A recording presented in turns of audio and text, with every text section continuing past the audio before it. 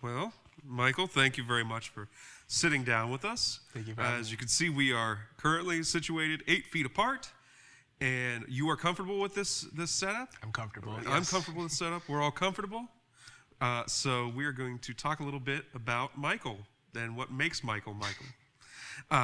Now, firstly, why don't you tell us a little bit about yourself away from the theater, away from the performing arts? Awesome. Away from theater, I am a very giggly person. I love to laugh. I love family time. I love to cook.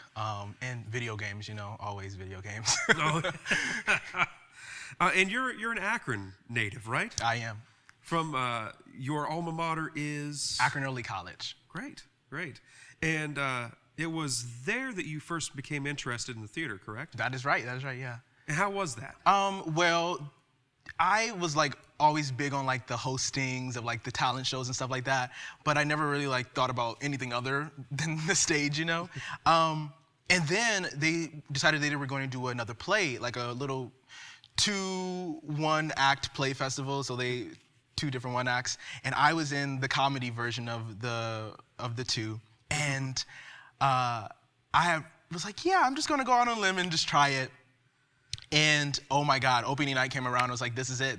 I love this. I don't know how do I keep doing this? And it was just I was literally on stage for probably about 10 minutes, the last 10 minutes of the show. But it was just everything I ever wanted. My little freshman self. I was this is it. I want to do this for it.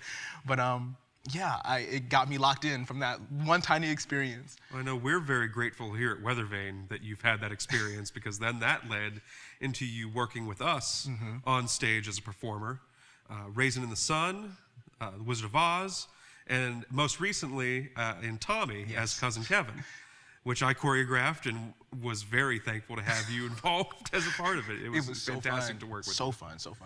Now, you're not just a performer, though. You've also delved into other parts of the performing arts. Now, what do you do outside of performance? I love to direct, and I also love to write. I am a poet and a playwright. Well, that's fantastic. And what is the subject of most of your work? Majority of my stuff is about healing and about finding joy in certain situations. So a lot of my plays and stuff have happier endings. And they mostly revolve around Black, Indigenous, and people of color, BIPOCs, and how they need to be seen on stage, but also not as only as those BIPOCs, you know what I mean? So it's not just about them being Black, it's about them, yes, being a Black person, but also dealing with everyday situations, Right, so dealing with the individual as an individual, and not so much an idea. Yes, of course. And where has that taken you? What have you been working on in your playwriting? Actually, one of my first plays that got produced was here at Weathervane in the 8x10, which was amazing because I never really got to, well, I also didn't get to see it because I was rehearsing for my tour. But all my family that got to see it, they were oh my God, we didn't even know you could do this, and the other. And I was I didn't know I could do this. And because all my plays were just things that I would just maybe have read by a couple friends, just to in my free time. And it was it was more of a hobby back then compared to now. But because of them, I got to see them produced and read, and got a little bit more confidence in my writing because of oh, people liked it a lot. So yeah. Right. Now, if anyone in our audience may remember this, our last 8x10 festival is what you're talking about. Yes. The Pizza Guy. It was great piece. I really, really enjoyed it. So glad that we could have it to be a part of our festival. Now, as everyone is aware, we have a pandemic going on, hence our socially distant conversation here.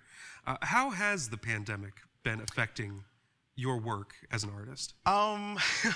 Well, as an actor, my time has slowly dissolved because there's not much you can do at this time.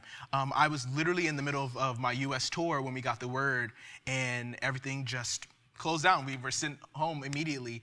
Then I got back home, and I took some time off for me. I was okay, this is time, isolate. Maybe we'll be back soon. And then when we got the word that we probably weren't going to be coming back, that's when I started just sitting down and I started getting these ideas popping into my head. And I just started oh, maybe this is a great time for me to, start writing again. So I started writing my little poems. My poems started turning into plays again. I'm like, this is like being like my younger self. I'm like, oh my God, this is happening again. And like things started to work out, and I started submitting them and having people read them. And it's surprisingly, the pandemic hasn't been in control of my life. It hasn't been in charge of my life, which is amazing because like I got to delve into other parts of performing and other parts of the theater that I also enjoy, which for me was like, oh, I tell myself this every day, but I'm more than just an actor. Like I have so much more that I can contribute to the creative team than just being like a performer, which I love and I will continue to do until I can't. But it's really cool to see what else I can find myself doing. Before we conclude here, just one question for you. We're going to ask this of everybody that we're sitting down with for this project. Part of this project is to present our audiences with some material, some shows that they may not at this point be familiar with. We're also going to talk a little bit about some of the history of Weather Vane and maybe some things that are going to be coming up soon. Mm-hmm. But one thing that we want to focus on is new material for our audience, to introduce them to something new.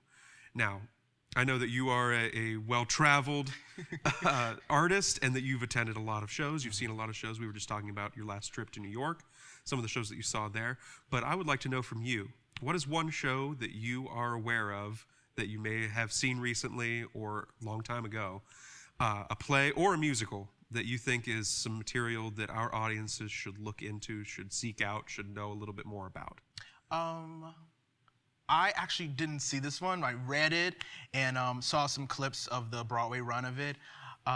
It's called Choir Boy, and it's a fantastic piece, and it explores the identity of the black male because it takes place at a black male boarding school. And just the different things that each of the students go through, and it just gives you a hint at the inside of what it is to be a black man in America, a young black man, as we're speaking about it, like a teenager, and having different influences of have these older men influence your life too. So I think it's a phenomenal play that you should either read or try to see or, find somewhere, and it's an amazing piece. It certainly sounds fascinating to me. I know I'm going to be looking into it. With all the pandemic going on, I definitely have time to read.